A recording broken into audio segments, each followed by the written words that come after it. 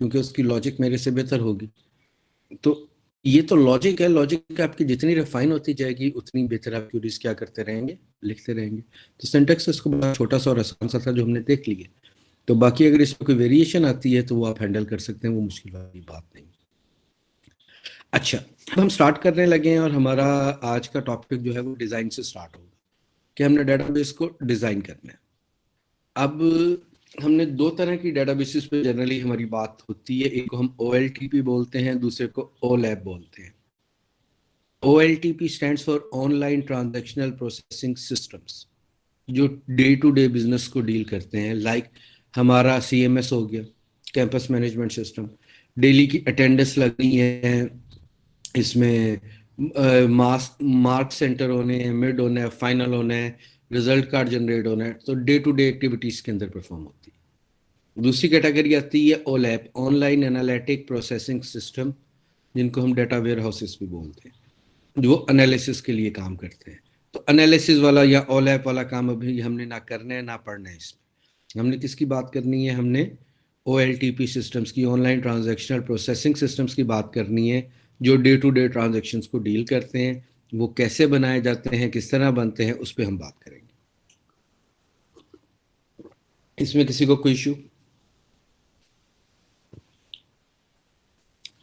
अच्छा,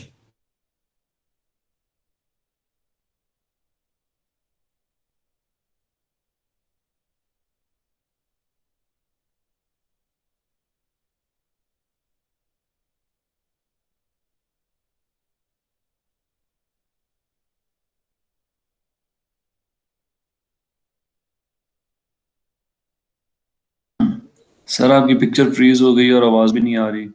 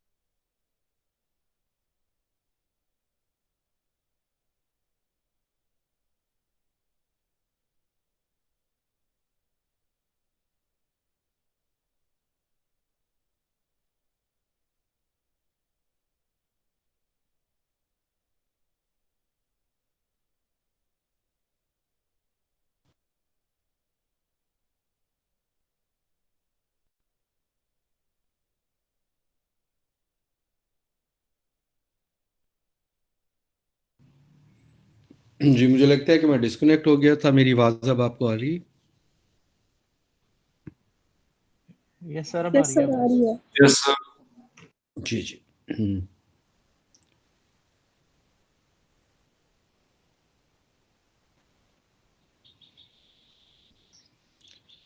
स्लाइड्स में कुछ शेयर करने जा रहा हूँ, इनको हम स्टार्ट करने लगे हैं। ये जेफरी हुफर्स की बुक है, modern database management system. 3 chapters में से अब हमने पढ़ने हैं, जिनको हम डिस्कस करने लगे हैं। तो हमारे पास चैप्टर 3 से स्टार्ट कर रहे हैं हम, modeling data in the organization, modern database management system. इसके 10th एडिशंस आ गए हैं, बहुत ज़्यादा वेरिएशन नहीं है। हम स्लाइड से स्टार्ट कर रहे हैं। सिस्टम डेवलपमेंट लाइफ साइकिल आप लोगों ने ऑलरेडी भी कहीं ना कहीं पढ़ी होगी, उसके ऊपर हम थोड़ी सी बात करने लगे हैं। Project identification and selection, project initiation and planning, analysis, logical design, physical design, implementation and maintain. SDLC इसमें पढ़ना हमारा मकसद नहीं, हमारा मकसद है कि किस जगह के ऊपर डेटाबेस के डिज़ाइन को हम कंसिडर करते हैं। तो ये पर्पस हमारे पास आ गया, purpose through analysis, deliverable, functional system specification आ गए हमारे पास। देखें, जब भी कोई सिस्टम स्टार्ट होता है और उसको हम डिज़ाइन करने जा रहे होते हैं, तो सबसे पहले हम क्या कहते हैं, इंफॉर्मेशन गैदरिंग करते हैं, फिर उसके ऊपर एनालिसिस परफॉर्म करते हैं। एनालिसिस परफॉर्म करने के बाद हमारे पास क्या होता है, उसका डिज़ाइन बनता है।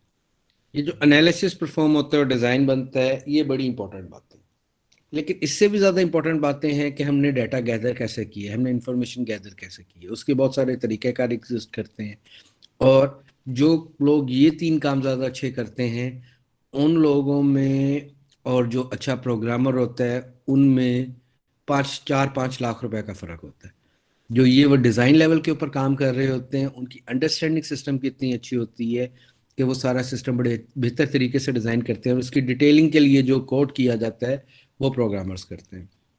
तो 5 या 6 प्रोग्रामर्स हों तो एक डिज़ाइनर उसके ऊपर काम कर रहा होता है, जो सारे सिस्टम को बनाने के लिए उनको गाइडलाइंस देता है, फ्रेमवर्क देता है, जिसके ऊपर वो काम करते हैं।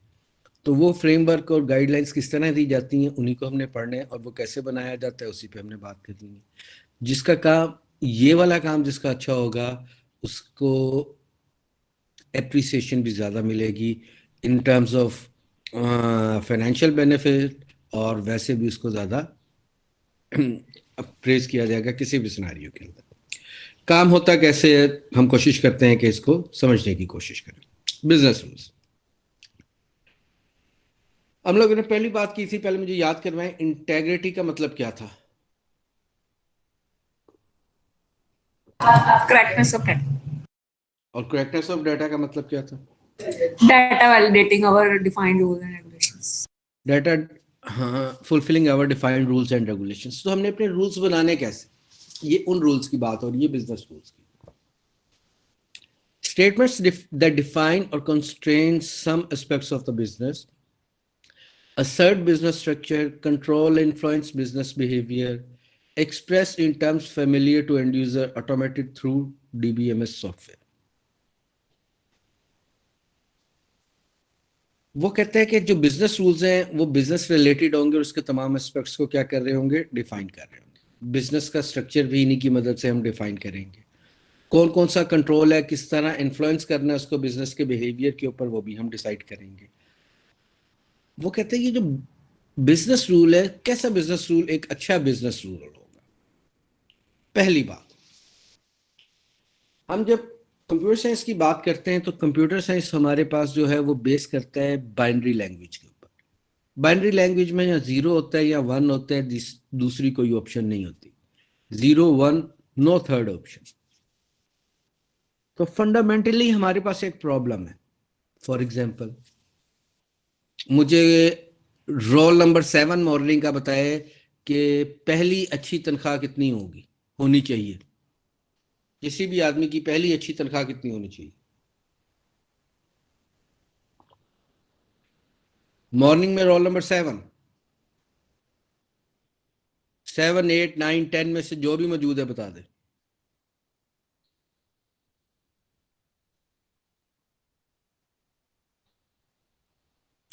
मॉर्निंग सेक्शन में पहले 10 रोल नंबर्स में से कोई मौजूद नहीं है।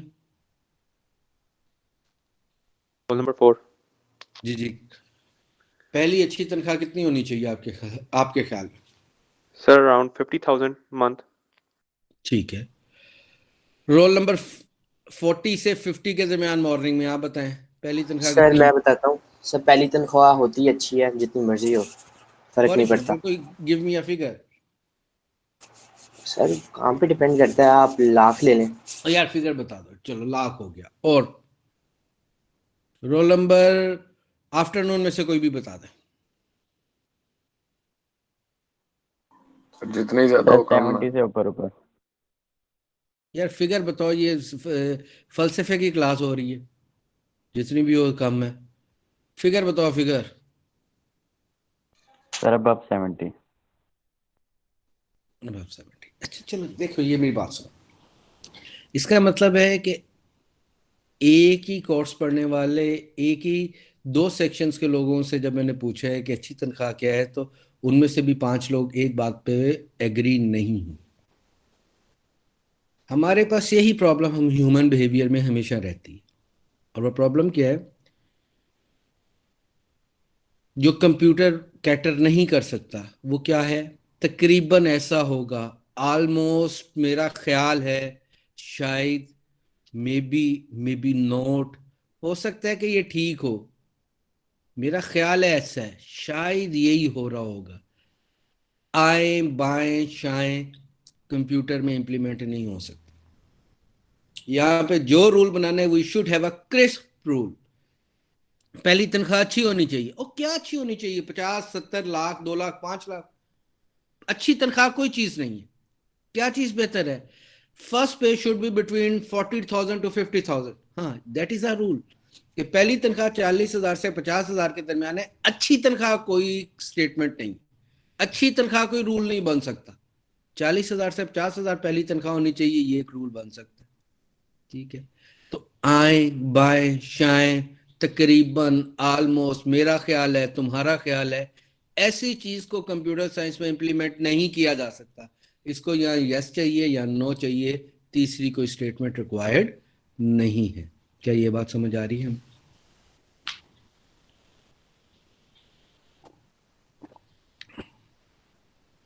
क्या मेरी ये बात आपको कुछ समझ आ रही है? जी सर, समझ आ रही है, भूलेगी भी नहीं अब। ठीक है, बात ये है कि आए बाएं शाएं नहीं करनी।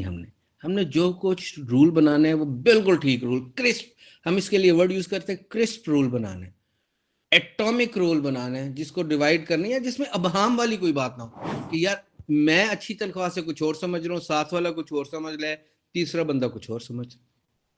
अच्छी तनख्वाह से हर एक अपना मफहूम है, लेकिन 40,000 से 50,000 के दरमियान तनख्वाह, इसका सबके लिए मफहूम एक ही। So we should have a single meaning rule, जिसके ऊपर किसी को अपनी मर्जी करने की गुंजाइश मौजूद ना हो, जो कहा है वही हो, उसमें वेरिएशन आ सकती है। So that is a good business rule. जब भी हमने क्लाइंट से बात करनी है, उसकी इंफॉर्मेशन लेनी है और उसमें से रूल एक्सट्रैक्ट करने हैं जिनको इंप्लीमेंट करना है, दे शुड बी क्रिस्प। आए बाएं शाएं नहीं करनी हमने। और अगर हमारा क्लाइंट आए बाएं शाएं कर रहा है तो हमने उसे बताना है कि भाई तुम्हारी बात का मैं ये मतलब समझो, अच्छी तनख्वाह का मतलब है 50,000 से 55,000, क्या तुम्हें ये मंजूर है? अगर वो ओके करे तो ठीक है, वरना उसे क्लियर मीनिंग लेना है और फिर आगे चले। अच्छा, डिक्लेरेटिव, व्हाट नॉट हाउ। तो ये रूल मैंने इंप्लीमेंट करना है, तो मैंने कैसे इंप्लीमेंट करना है ये नहीं बताना क्लाइंट ने मुझे, क्या करना है ये बताना है, कैसे करना है ये बताना उसका काम नहीं है। It should be precise, clear, agreed upon meaning. Clear होना चाहिए, प्रिसाइज, बिल्कुल एक्यूरेट होना चाहिए, आए बाएं शाएं नहीं होनी चाहिए। और क्लाइंट के साथ आपने एग्री करना है कि इसका मतलब यही है ना जो मैं समझ रहा हूँ। अगर वो इसे ओके करे तो आगे चलने, वरना नहीं चलना। एटॉमिक वन स्टेटमेंट, यार ये atomic one statement is very good. क्यों इसमें इतनी अच्छी बात क्या है? जब मैं आपको कहता हूं कि आप स्टोरी सुनाएं कि आपने आज, मुझसे कोई पूछे कि आज आपने ऑफिस में क्या काम का, मैं कहूँगा ये मैंने क्लास पढ़ाई, पहला पॉइंट। दूसरा, मैंने 2 प्रोजेक्ट वालों के साथ मीटिंग की, एक मैंने एडमिशन की मीटिंग अटेंड की, एक मैंने एग्जाम की मीटिंग अटेंड की, और बस ये टोटल 5 पॉइंट है। अब आप मुझे कहें कि फरहान बताया आपने सारा दिन में क्या किया, तो मैं क्या कहूँगा? मैं सुबह गया, मैंने गाड़ी खड़ी की, मैं ऊपर आया, फिर मैंने क्लास का टाइम था 11:20 का, मुझे याद आया 11:25 पे, फिर मैं क्लास पढ़ाने चला गया, फिर मैंने 1 घंटा क्लास पढ़ाई, फिर मैं वापस आया, एक मीटिंग थी, फिर उससे पहले मैंने क्लास को अपलोड किया, नोट्स को, फिर मैं वापस मीटिंग में चला। ये कहानी ज़रूरी नहीं है, और ये कहानी जनरली क्या करती है, बहुत सारी चीज़ों को मिस करवा देती है जो ज़रूरी होती हैं, और ऐसी चीज़ों पे फोकस हो जाता है जो ज़रूरी नहीं होती। तो हमने बात को लंबा नहीं करना, ठीक है, हमने क्रिस्प स्टेटमेंट देनी है जो सिंगल लाइन की होनी चाहिए, एटॉमिक होनी चाहिए, बुलेट पॉइंट में होनी चाहिए। जितने बुलेट पॉइंट्स होंगे उतनी आसानी से हम चीज़ों को क्या करेंगे, अंडरस्टैंड कर सकेंगे। क्या ये बात समझ आती है?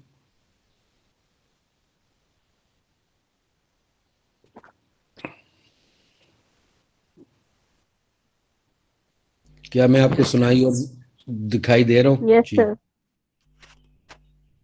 एक्सप्रेसेबल, स्ट्रक्चर्ड, नेचुरल लैंग्वेज। स्ट्रक्चर्ड होनी चाहिए, नेचुरल लैंग्वेज होनी चाहिए। कैसे स्ट्रक्चर करते हैं अभी हम देखते हैं। Distinct and non redundant. देखो, जब मैं कहानी करूंगा, पैराग्राफ लिखूंगा ना, तो उसमें एक ही बात बार बार रिपीट होगी, तो रिडंडेंसी आ जाएगी। मैंने क्लास पढ़ाई, मैं क्लास पढ़ाने गया, मैं उठा, मैं गया, मैं आया। अगर ये हम atomic one statement line, one single line के ऊपर रूल डिफाइन करेंगे, तो उसमें रिडंडेंसी आने के चांसेस भी खत्म हो जाएंगे। अगर मैं कहता हूँ मैंने क्लास पढ़ाई, तो अगला पॉइंट फिर ये नहीं हो सकता कि मैंने क्लास पढ़ाई।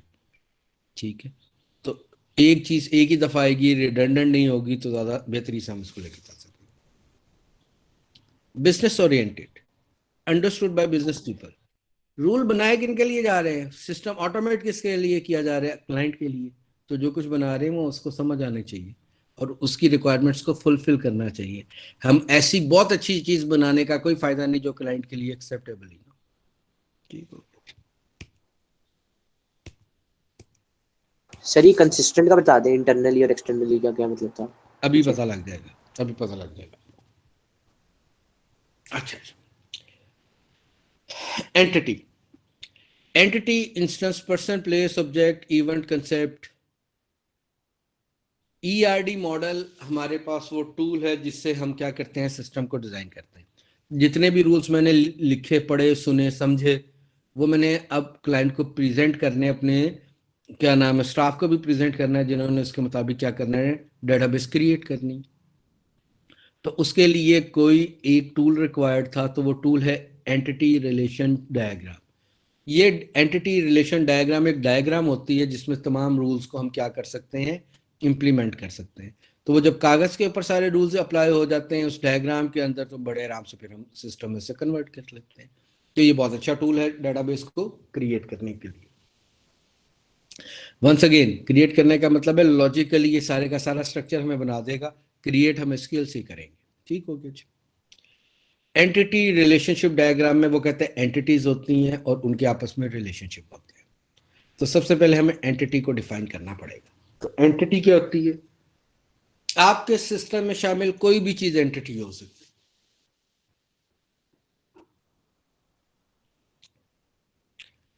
कमरे का दरवाजा, फ्रिज, एसी, पंखा, छत, घर, दरख्त, टीचर, स्टूडेंट, बुक, लैपटॉप, हर चीज एंटिटी हो सकती है। Anything can be an entity. कोई भी चीज जो हमारे सिस्टम में रिक्वायर्ड हो वो क्या हो सकती है, it can be an entity. क्या ये बात समझ आती है? Yes sir. इवन मेरा कोई ख्याल, मेरा कोई ख्वाब, मेरी कोई ख्वाहिश, ये भी क्या हो सकती है, एंटिटी हो सकती है।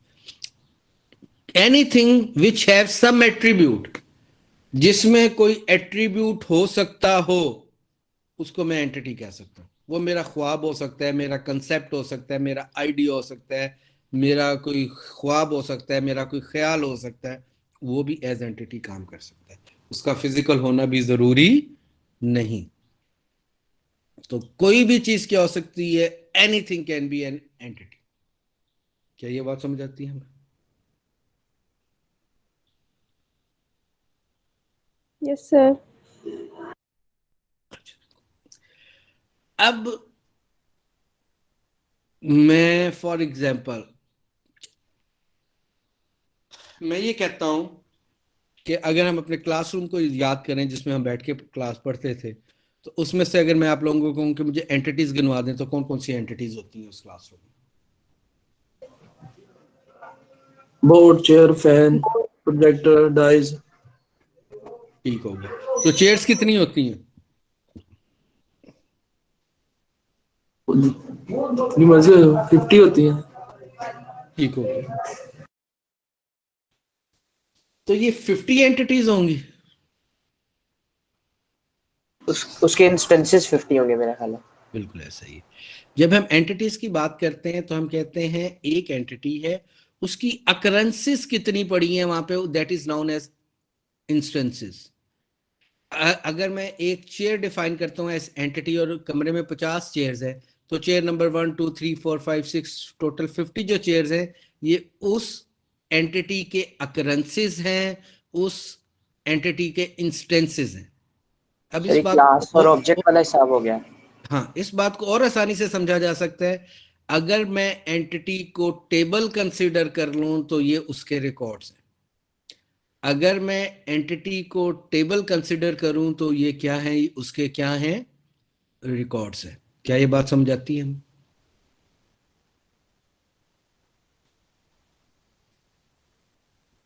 Yes sir. सो स्टूडेंट्स की बात करें तो स्टूडेंट्स भी वहाँ पे बहुत सारे अवेलेबल हैं, उन स्टूडेंट्स के साथ भी हम बात कर लेते हैं। ठीक है जी। एक क्लास में कितने स्टूडेंट होते हैं? Around 50. बहुत सारे होते हैं। टीचर्स कितने होते हैं? एक। सो एक टीचर बहुत सारे स्टूडेंट्स को पढ़ाता है, that is known as one to many relationship. एक टीचर की एंटिटी है जिसका एक अक्रेंस खड़ी है क्लास में, और एक स्टूडेंट की एंटिटी है जिसकी 50 अक्रेंसेस मौजूद हैं क्लास में। एक टीचर बहुत सारे स्टूडेंट्स को पढ़ा रहा है, तो रिलेशनशिप इन दो एंटिटीज के दरमियान क्या बना? One to many relationship. क्या ये बात समझ आती है? Yes, sir. और स्टूडेंट और टीचर्स के दरमियान रिलेशनशिप क्या हुआ?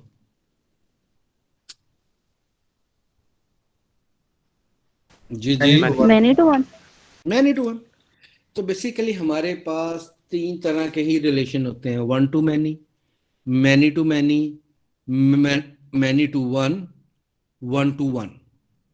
टेक्निकली फिर मैं बोल रहा हूँ, one to many to many and many to one. एक साइड से वन टू मैनी हो जाता है, दूसरी साइड से मैनी टू वन हो जाता है। ठीक हो गया? और ये बात आसानी से समझ आ जाएगी। प्राइमरी की फॉरेन की क्या पढ़ी थी हमने?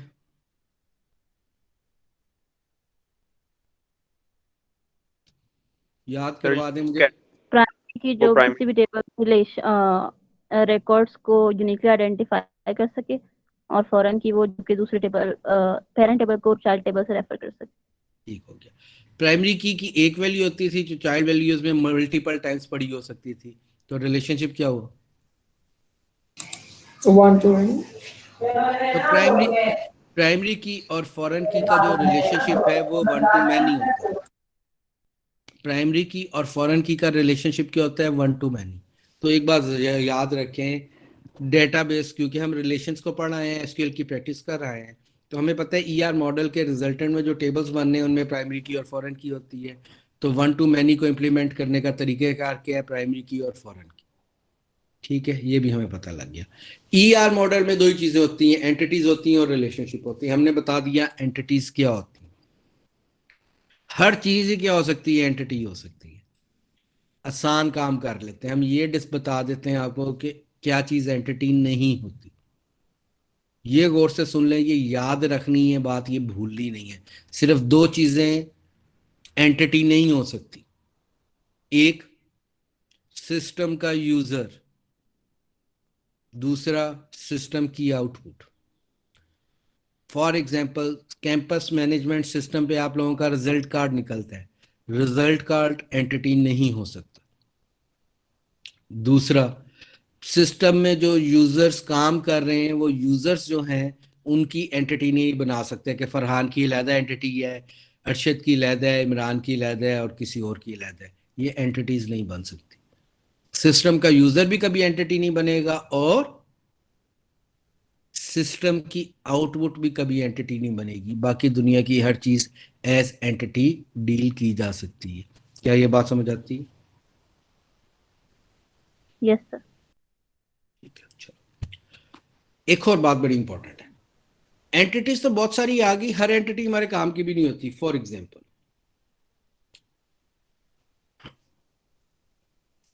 मैं अगर एंटिटी की बात करूं, मैं कहता हूं आप लोगों ने पीयूसीआईटी के एग्जामिनेशन सिस्टम को डिजाइन करना है। कितने स्टूडेंट हैं, कितने टीचर्स हैं, कौन से कोर्सेज हैं, किन सेमेस्टर्स में हैं, कब पढ़ाए जाते हैं, फाल में होते हैं, स्प्रिंग में होते हैं, कितने मिड हैं, कितने फाइनल हैं, कितनी दूसरी एक्टिविटीज हैं, ये सब चीज़ें आपके लिए बड़ी इंपॉर्टेंट है। ये इनमें से कुछ एंटिटीज बन जाएंगी, कुछ एट्रीब्यूट्स उन एंटिटीज के बन जाएंगे, लेकिन ये सारी इंफॉर्मेशन बड़ी इंपॉर्टेंट है। पीयूसीआईटी न्यू कैंपस में एसी कितने लगे हुए हैं एग्जामिनेशन सिस्टम का, इससे कोई लेना देना नहीं है। कितने पंखे लगे हुए हैं, कितने मल्टीमीडिया लगे हुए हैं, कितने ग्राउंड्स हैं, इनमें से कोई चीज़ भी किसको रिक्वायर्ड नहीं है? एग्जामिनेशन सिस्टम को रिक्वायर्ड नहीं है। तो क्या ये वैलिड एंटिटीज नहीं है? एसी, फ्रिज, पंखे, सारी चीज़ें वैलिड एंटिटीज हैं, लेकिन ये हमारे सिस्टम के स्कोप के अंदर नहीं आ रही। एग्जामिनेशन के स्कोप के अंदर इन चीज़ों की कोई इंपॉर्टेंस नहीं, इसलिए हम इनको इस्तेमाल नहीं कर रहे। सो हर चीज में हमारे पास क्या है कि सिस्टम में कुछ एंटिटीज जो हमारे स्कोप के अंदर आ रही होती है हम इस्तेमाल करते हैं, बाकियों को हम नहीं छेड़ते। हर चीज जो एंटिटी बन सकती है उसको एंटिटी बना के सिस्टम में शामिल नहीं कर लेना आपने। आपका जो स्कोप है आपने उसके मुताबिक ही चीज़ों को लेके चलना, उसके अलावा कुछ नहीं लेके चलना। क्या ये बात समझ आती है? सर एक क्वेश्चन था। जी जी। सर आपने कहा कि यूजर एंटिटी नहीं हो सकता, लेकिन जब हम यूजर को कोई यूजर नेम पासवर्ड देते हैं तो वो भी तो हमने सेव करना होता है ना, तो वो देखो एज वो एन हम वो आगे जाके हम देखेंगे कि हम यूजर की एक कैटेगरी बनाते हैं जिसके अंदर हम उसके रोल्स बता देते हैं कि फरहान एक यूजर है जिसको करंटली टीचर का रोल असाइन है, और साथ इसको किसका रोल असाइन है, डेटाबेस एडमिनिस्ट्रेटर, इसका बीएस के कोऑर्डिनेटर का रोल असाइन है। वो हम उस पर बात करेंगे कि वो किस तरह होता है। तो यूजर्स का टेबल हम बना लेते हैं यूजर्स के नाम का, लेकिन फरहान के नाम का कोई टेबल नहीं बनेगा, इमरान के नाम का कोई टेबल नहीं बनेगा। इन तमाम यूजर्स के लिए एक टेबल बन जाएगा, लेकिन इनका कोई अलग अलग एंटिटी या टेबल नहीं बनेगा। बात समझ आ रही है? यस सर, इन ठीक। इन टोटल तमाम यूजर्स के लिए हम एक टेबल बना लेंगे, हर यूजर का कोई अलग टेबल नहीं बनेगा। ठीक है, अभी हम इस पर मजीद भी बात करेंगे आगे जाके। अच्छा जी, जो बात मैंने आपको बताई है कि हर एंटिटी जो एंटिटी की रिक्वायरमेंट को क्वालिफाई करती है उसको हम अपने सिस्टम में शामिल नहीं कर लेते। क्यों? क्योंकि उसके स्कोप में नहीं होती। वो उसके स्कोप में नहीं होता। चलें स्लाइड को एक दफा पढ़ लें फिर आगे चलते हैं। Entity instance person place object event concept often correspond to a row in a table. Entity type collection of entities. Attribute property of a characteristic of an entity often correspond to a field in a table. Relationship instance. Link between entities correspond to primary key, foreign key equivalency in related tables. Relation type. Category of relationship link between entity types. आगे आ जाए जी। ये हमारे पास ERD आ गई। ये हमारे पास क्या आ गई? एक डायग्राम आ गई। हम लोगों को हमेशा स्टेटमेंट्स अवेलेबल होंगी और हमने उसके अगेंस्ट ऐसी डायग्राम बनानी होगी। आज हम इसकी रिवर्स इंजीनियरिंग करेंगे। आज हम क्या करेंगे कि ये ERD हमारे पास गिवन है, हम इसमें से क्या करेंगे, स्टेटमेंट्स निकालेंगे कि किसके अगेंस्ट ये बनी है। ये नीचे जो लेफ्ट साइड पे बॉक्स है इसको देख लो। बॉक्स जो है वो एंटिटी का है, डायमंड शेप रिलेशनशिप के लिए हम इस्तेमाल करते हैं। नीचे इसकी अकरेंसीज उसने बता दी है, दो रिलेशनशिप्स के दरमियान जो रिलेशनशिप है उसमें रिलेशनशिप है क्या। डबल लाइन का मतलब है मैनाडेटरी वन। एक लाइन होगी तो इसका मतलब है वन, उसके साथ एंगल ब्रैकेट बनी होगी तो इसका मतलब होगा मैनाडेटरी मैनी। मैनाडेटरी मैनी को वन टू मैनी भी पढ़ा जा सकता है। मैनाडेटरी मैनी को हम क्या भी पढ़ते हैं, वन टू मैनी भी पढ़ते हैं। जीरो का मतलब है ऑप्शनल और वन का मतलब वन ही है। थर्ड ऑप्शनल का लाइन का मतलब है ऑप्शनल वन, हो सकता है एक दफा आए, हो सकता है एक दफा भी ना आए। आखिरी है ऑप्शनल मैनी, हो सकता है बहुत दफा आए, हो सकता है एक भी ना दफा भी ना आए, और इसको हम क्या कहते हैं, जीरो टू मैनी भी बोलते हैं। पहले आप बताएं कि ये जो चारों मैंने पढ़े हैं ये आपको समझ आए? जी सर। चले, सर ऑप्शनल वन का बता दें। ऑप्शनल वन का मतलब है हो सकता है हो सकता है ना हो। अभी हम देख लेते हैं।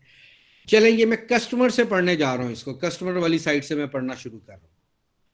हर दो एंटिटीज के दरमियान दो रिलेशनशिप इंप्लीमेंट होंगे, एक कस्टमर टू ऑर्डर, दूसरा ऑर्डर टू कस्टमर। तो कस्टमर टू ऑर्डर में पढ़ने लगूं। रिलेशनशिप क्या है, कस्टमर सबमिट्स ऑर्डर। बड़ा आसान है, तीनों वर्ड्स मैंने वन बाय वन पढ़ लिए हैं, कस्टमर सबमिट्स ऑर्डर।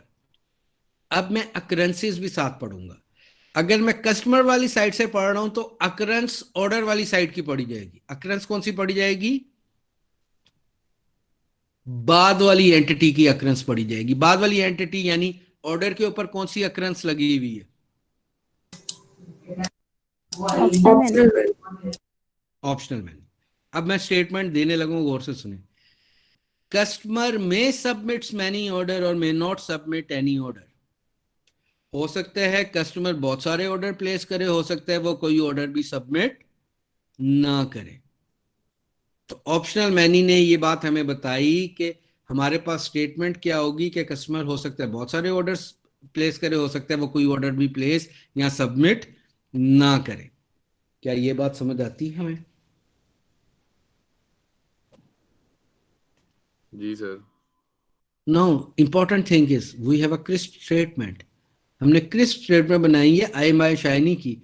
हमने देखा कि इस कमांड के अगेंस्ट या इस डायग्राम के अगेंस्ट जो पहली स्टेटमेंट होगी वो यकीनन यही होगी और कोई स्टेटमेंट नहीं होगी।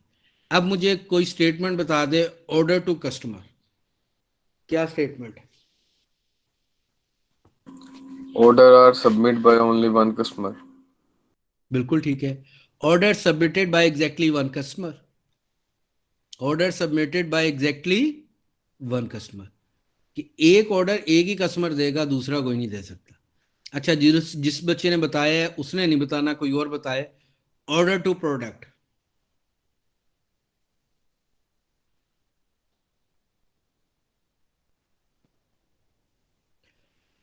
रोल नंबर वन मॉर्निंग का। 2 Order can request one or many products.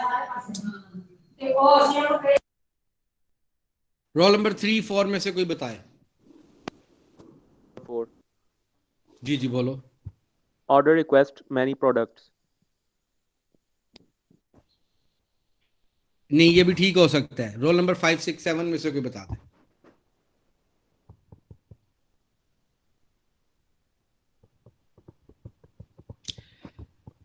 Afternoon roll number 35 से 40 के दरमियान जो है वो बता दें।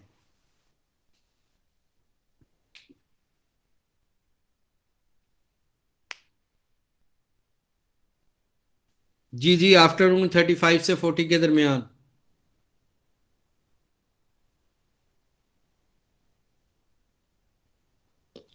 रोल नंबर आफ्टरनून 35 से 40 के दरमियान कोई नहीं है। इन सब की मैं वेबसाइट लगा दूंगा फिर। चले 40 से 45।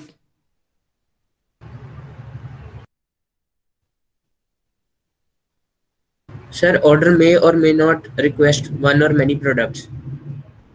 यार ये मे कहाँ से तुम पढ़ी जा रहे हो? जो ऑर्डर वाली साइड से तुम स्टार्ट कर रहे हो तो उस साइड की एक्रेंस तो पढ़नी ही नहीं है, पढ़नी तो सिर्फ प्रोडक्ट साइड की है। Sir order requested by many products. कोई और बताए? Order request one or many products. ठीक है, लेकिन इसको हम ज्यादा बेहतर स्टेटमेंट हम ये दे देते हैं, order request at least one product. One to many है ना, तो एक होना तो लाजमी है, एक से ज्यादा भी हो सकता है। तो आसान तरीका क्या है? Order request at least one product. और वैसे भी लॉजिकली अगर ऑर्डर है तो उसमें एक प्रोडक्ट तो होगी ना। ऐसा ऑर्डर तो हो ही नहीं सकता जिसमें कोई प्रोडक्ट ही ना हो, जीरो प्रोडक्ट हो। तो order request at least one product, that's a fine answer. आप लोगों में से भी ज्यादातर के ठीक ही है, लेकिन स्टेटमेंट 100% नहीं है। Okay, role number 40 to 50 afternoon का प्रोडक्ट टू ऑर्डर बता दे क्या है। वाइस वर्सा पढ़ना है, product to order.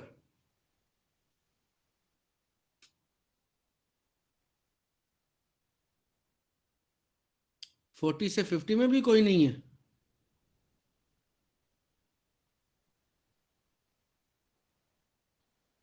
Ji,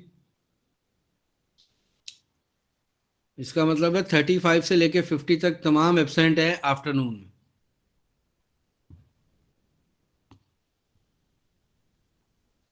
okay, 30 to 35 कोई है तो बोल दे। So 30 roll number. 20 roll number चले बोले।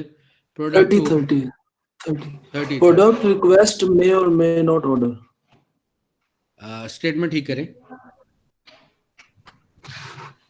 लॉजिक ठीक ही है, स्टेटमेंट ठीक नहीं है। Product request may or may not order. हाँ ठीक है। Product requested in many orders और may not be requested in any order. हो सकता है बहुत सारे ऑर्डर्स के अंदर रिक्वेस्ट की गई हो सकता है किसी भी ऑर्डर के अंदर रिक्वेस्ट ना की गई हो। मैंने भी बहुत अच्छी स्टेटमेंट नहीं दी है, कोई इसको और बेहतर कर सकता है? कोई भी कर दे। Product requested by many or none. ठीक हो गया, मैनी ऑर्डर। ठीक हो गया।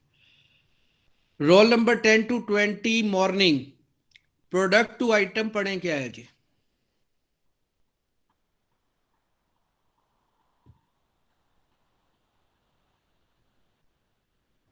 One to one. Product used in at least one item. Product use in at least least one item. Item. ठीक हो गया। चलो आइटम टू प्रोडक्ट भी पढ़ दो। Item used by at least one product. बिल्कुल ठीक है, item use by at least one product, बिल्कुल ठीक है, very good. So item to supplier कौन बताएगा? 25 रोल नंबर मॉर्निंग से लेके 45 तक कोई भी है तो बता दे। Supplier to items.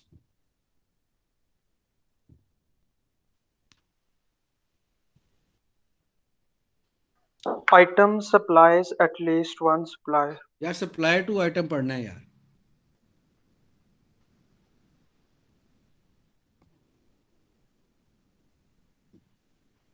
जी जी, कोई बोल दे। Supplier supplies many items. नहीं, कुछ मिसिंग है अभी। Supplier includes at least one item. नहीं, सर आइटम टू सप्लायर पढ़ना है। Supplier to item. Supplier supplies many or none items. ठीक हो गया। जो ये पहले वाली स्टेटमेंट थी, सप्लायर मे सप्लाइज मेनी आइटम्स और may not supply any item. हो सकता है एक सप्लायर बहुत सारी आइटम सप्लाई कर रहा हो और हो सकता है कुछ सप्लायर्स कुछ भी सप्लाई ना कर रहे हो। ठीक हो गया। आइटम टू सप्लायर पढ़े जी अब कोई। आफ्टरनून के फर्स्ट 10 रोल नंबर में से कोई बता दे मुझे आइटम टू सप्लायर।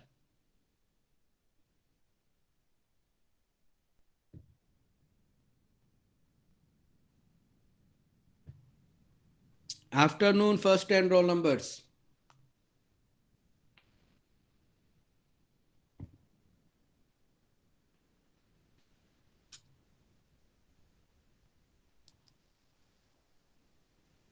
आफ्टरनून के 10 रोल नंबर्स में से कोई भी नहीं है फर्स्ट 10 में से?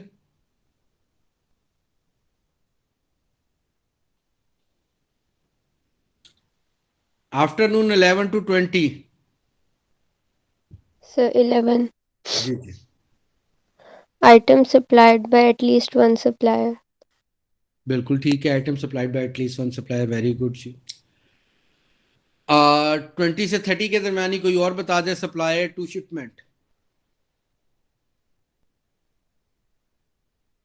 सप्लायर से शिपमेंट।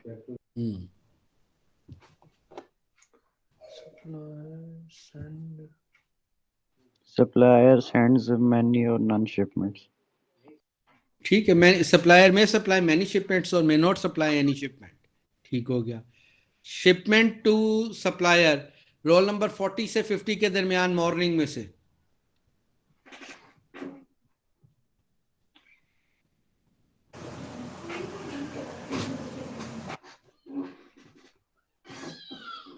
सर 54 बताऊं? जी जी, Shipment is sent by at least exactly one supplier. हाँ, shipment send by exactly one supplier. ठीक हो गया। Shipment to item roll number 15 से 20 morning. Shipment include at least one item. Sir एक बार फिर बताइए। Shipment to item.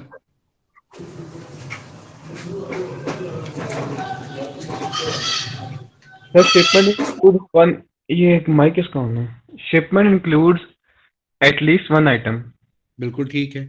Item to shipment. Item is included by none और many shipment. Items may be included in many shipments or may not be included in any shipment. चलें जी, ये आज हम यहीं तक रखते हैं। ये हमने सारी स्टेटमेंट्स करके देख रही हैं।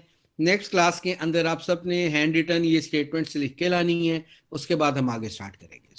ठीक हो गया जी? सर ये शेयर कर दे स्लाइड्स। शेयर स्लाइड्स में मेल कर देता हूँ आप।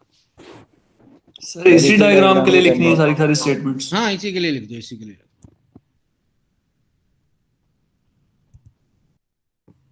चलें, थैंक यू।